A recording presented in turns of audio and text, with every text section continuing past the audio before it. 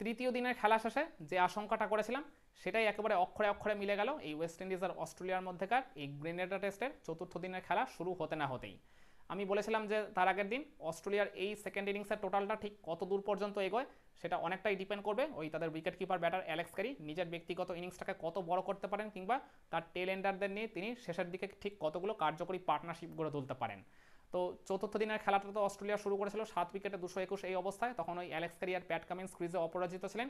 কিন্তু দিনের খেলা শুরু হতে না হতেই ওই সামার জোসেফের একটা ওই সামনের দিকের লেংথের ডেলিভারিতে আউটসাইডে হয়ে ওই প্যাট কামিন্স নিজের উইকেটটা খুইয়ে বসেন, 4 রান করে তিনি আউট হয়ে যান, আর অস্ট্রেলিয়ার স্কোরটা হয়ে যায় 8 উইকেটে 222। এরপর মিচেল স্টার্ক আর অ্যালেক্স ক্যারির মধ্যে একটা 12 রানের ছোট পার্টনারশিপ গড়ে উঠেছিল। মিচেল স্টার্ক একটা বাউন্ডারিও মেরে দিয়েছিলেন, কিন্তু অ্যালেক্স ক্যারি তিনি মনে হচ্ছিল যখন ছন্দটা ফেরত পাবেন ওই সময় ওই সামার জোসেফের একটা রাউন্ড দ্য উইকেটের ডেলিভারিতে ফ্লিক করতে গিয়ে বলের লাইন মিস করে ওই জায়গায় তিনি এলবিডাব্লিউ আউট হয়ে যান। আম্পায়ার প্রথমে যদি ওটাকে আউট দেননি, পরে ওয়েস্ট ইন্ডিজ ওটাকে রিভিউতে পাঠিয়ে দেখলো মানে ওখানে অলরেডি বল ট্র্যাকিংয়ে আর কি ধরা খেয়েই গেছেন এই অ্যালেক্স ক্যারি। তো যার ফলে তিনি এই দিন মাত্র 4টা রান যোগ করতে পেরেছেন নিজের রানের খাতায়, 30 রান করে আউট হয়ে যান। আর এরপর ওই লাস্ট উইকেটে স্টার্ক আর ওই হেজেলউডের মধ্যে একটা 9 রানের ছোট জুটি গড়ে উঠলো। মানে হেজেলউড একটা বাউন্ডারিও মেরে দিয়েছিলেন, কিন্তু ওই আর কি মানে অস্ট্রেলিয়ার দলগত স্কোরটাকে তারা খুব বেশি টেনে নিয়ে যেতে পারেনি। তো 243এই অল আউট হয়ে গেল অস্ট্রেলিয়া।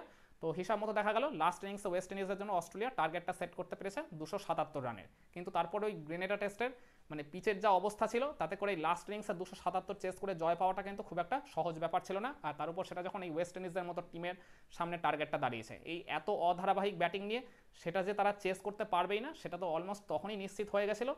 আর সেটা পরিপূর্ণ রূপ দেখা দিল ওয়েস্ট ইন্ডিজের ইনিংসটা শুরু হতে না হতেই। মানে একদম শুরুর থেকেই তারা ওই নিয়মিত হারে ব্যাটিং বিপর্যয়ের সম্মুখীন হতে থাকে। সেকেন্ড ওভারের সেকেন্ড ডেলিভারিতেই তাদের ওপেনার জন ক্যাম্পবেলকে ফিরিয়ে দিয়েছিলেন এই জশ হ্যাজেলউড। তার ওই একটা গুড লেংথের ডেলিভারিতে এলবিডাব্লিউ হয়, তিনি কোনো রানের খাতাই খুলতে পারেননি। আর এরপর ওই তিনে ব্যাটিং করতে নামা কেসি কার্টি 2টা বাউন্ডারি মেরে একটু ভালো টাচে থাকার ইঙ্গিত দিল। মিচেল স্টার্কের একটা ডেলিভারিতে তিনি আউটসাইডে হয়, ওই উইকেট কিপার অ্যালেক্স ক্যারির হাতে ক্যাচ দিয়ে আউট হয়ে যান। 10 রানের বেশি তিনি করতে পারলেন না। আর এরপর এই টেস্টে যিনি ওই 100তম টেস্ট ম্যাচ খেলছেন প্রাক্তন অধিনায়ক ওই ক্রেগ ব্র্যাথওয়েট, তিনিও নিজের ইনিংসটাকে বড় করতে পারলেন না, মাত্র 7 রান করে তিনিও প্যাভিলিয়নে ফেরত চলে গেলেন ওই মানে ইনিংসের 10ম ওভারে, তাও ওই বাউ ওয়েবস্টারের একটা ডেলিভারিতে। 29 রানের মধ্যে 3টা উইকেট চলে যায়। আর এর ঠিক পরেই ওই ব্র্যান্ডন কিং, যিনি এর আগের ইনিংসে একটা ভালো নক খেলেছিলেন 75 রানের, এদিনও ভালো টাচে থাকার ইঙ্গিত দিয়েছিলেন, 3টা বাউন্ডারিও মেরে ফেলেছিলেন, 14টা রান করেও ফেলেছিলেন, তিনিও ওই জায়গায় আউট হয়ে যান ওই প্যাট কামিন্সের একটা দুরন্ত ডেলিভারিতে। বলের লাইন মিস করে পুরোপুরি ওই জায়গায় বোল্ড হয়ে যান। 14 রান করে তিনি যখন ফিরে যান ওয়েস্ট ইন্ডিজের স্কোরটা হয়ে যায় 4 উইকেটে 33। প্রবল চাপের মধ্যে তখন ঢুকছে, কিন্তু পঞ্চম উইকেটে এই 2 সিনিয়র ক্রিকেটার ওই ক্যাপ্টেন ওই রস্টন চেজ আর উইকেট কিপার শাই হোপের মধ্যে একটা 38 রানের জুটি গড়ে ওঠে। এই জুটিটার উপর ভর করে বলতে পারেন ওয়েস্ট ইন্ডিজ কিছুটা ম্যাচে ফেরার স্বপ্ন দেখছিল। মানে দুজনেই কিন্তু ক্রিজে বেশ ভালো মতোই জমে গেছিলেন, কিন্তু এই জুটিটাকে ভাঙন ধরান ওই জশ হ্যাজেলউড এসে। ওই শাই হোপ মানে ক্রিজে কিন্তু অলমোস্ট আর কি জমে গেছিলেন, কিন্তু 17 রানের বেশি তিনি করতে পারলেন না। ওই মানে একটা হঠাৎ মানে লাফিয়ে ওঠা ডেলিভারিতে তিনি ওই জায়গায় কট অ্যান্ড বল হয়, জশ হ্যাজেলউডকে উইকেটটা বিলিয়ে দিয়ে আসেন। 71-5 হয়ে যায় এই মানে ওয়েস্ট ইন্ডিজের স্কোরটা। আর এর কিছুক্ষণ পরেই ওই রস্টন চেস, যিনি এই টিমের ক্যাপ্টেন, তিনি কিন্তু বেশ ভালো টাচে থাকার ইঙ্গিত দিচ্ছিলেন, 2টা ছক্কাও মেরে দিয়েছিলেন, 34টা রান করেও ফেলেছিলেন, তিনিও নিজের উইকেটটা খুঁয়ে ফেলেন ওই মিচেল স্টার্কের একটা চমৎকার ডেলিভারিতে, বলের লাইন মিস করে পুরোপুরি এলবিডাব্লিউ হয়ে যান। 86-6 হয়ে গেল ওয়েস্ট ইন্ডিজের স্কোরটা। আর এর কিছুক্ষণ পরেই ওয়েস্ট ইন্ডিজের এই ব্যাটিং লাইন আপের শেষ স্বীকৃত ব্যাটার জাস্টিন গ্রিভসের উইকেটটাও তুলে নিয়েছিলেন মিচেল স্টার্ক তার ঠিক নিজের ব্যক্তিগত পরের ওভারই। 99-7 হয়ে গেল।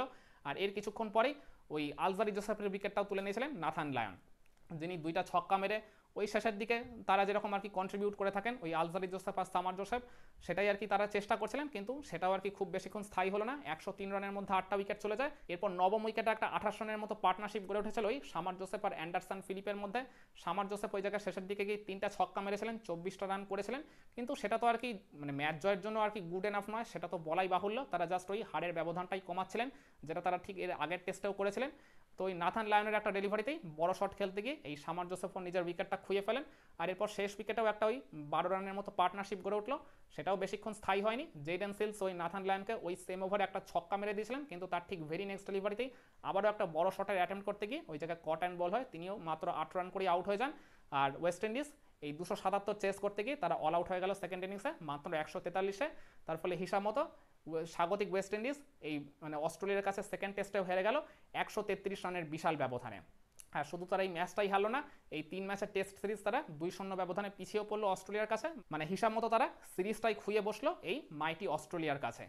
তো ওয়েস্ট ইন্ডিজ লাস্ট 10-15 বছর ধরে যেভাবে টেস্ট ক্রিকেটটাকে খেলে আসছে, পার্টিকুলারলি তাদের ব্যাটিং ডিপার্টমেন্ট একেবারেই ক্লিক করছে না। মানে যেটুকু তারা এই টেস্ট ক্রিকেটে টিকে রয়েছে সেটা তাদের ওই বোলারদের জন্য, পার্টিকুলারলি পেস বোলারদের জন্য টিকে রয়েছে। কিন্তু ব্যাটিংটা তো সেভাবে একেবারেই আপ টু দ্য মার্ক হচ্ছে না, কোনো ব্যাটারি আর কি সেভাবে ধৈর্য ধরে খেলতে পারছে না, কিংবা কাউন্টার অ্যাটাক করেও যে একটা বড় নক ডেলিভার করবে কিংবা কার্যকরী ইনিংস যে খেলে আসবে সেটাও তারা একেবারেই করতে পারছে না। শেষ কয়েক বছর ধরে আর কি এই একই চিত্র দেখা যাচ্ছে। তো জানি না ওয়েস্ট ইন্ডিজ এইভাবে আর কি কতদিন ধরে টেস্ট ক্রিকেটটাকে খেলবে। তাদের ওই পুরনো গৌরব ফেরত পাওয়া তো অনেক দূরের ব্যাপার, মানে তার কাছাকাছি পর্যায়েও তারা যেতে পারছে না, ন্যূনতম পারফরমেন্সও তারা জেনারেট করতে পারছে না এই রিসেন্ট পাস্টে। তো এর পরের টেস্টটা আছে ওই কিংস্টনে, যেটা আবার ডে নাইট টেস্ট হবে, মানে পিঙ্ক বল টেস্ট। সেখানে যে ওয়েস্ট ইন্ডিজ আরও মানে বিধ্বস্ত হয়ে যাবে অস্ট্রেলিয়ার কাছে, একবারে যে চরমভাবে ধরাশায়ী হয়ে যাবে সেটা তো মানে এখন থেকেই বোঝা যাচ্ছে তাদের এই মানে সাম্প্রতিক সময়ের পারফরমেন্সে। তারপরেও দেখা যাক ওয়েস্ট ইন্ডিজ এই প্রথম 2 টেস্টের ব্যর্থতা কাটিয়ে এই পরের টেস্টে অস্ট্রেলিয়াকে একটা টাফ টাইম দিতে পারে কিনা, বা জয়ের কাছাকাছি পর্যায়ে অন্তত যেতে পারে কিনা, কিংবা টেস্ট ম্যাচটাকে অন্তত পঞ্চম দিন পর্যন্ত গড়িয়ে নিয়ে যেতে পারে কিনা। কি মনে হয় এই স্বাগতিক ওয়েস্ট ইন্ডিজকে পারবে এই প্রথম 2 টেস্টের ভয়ঙ্কর রকমের ব্যর্থতা কাটিয়ে থার্ড টেস্টে ঘুরে দাঁড়াতে, এই মাইটি অস্ট্রেলিয়াকে একটা টাফ টাইম দিতে, বা আর কি মানে কঠিন চ্যালেঞ্জ ছুড়ে দিতে? কমেন্ট করে আপনার মতামতটা জানাতে পারেন।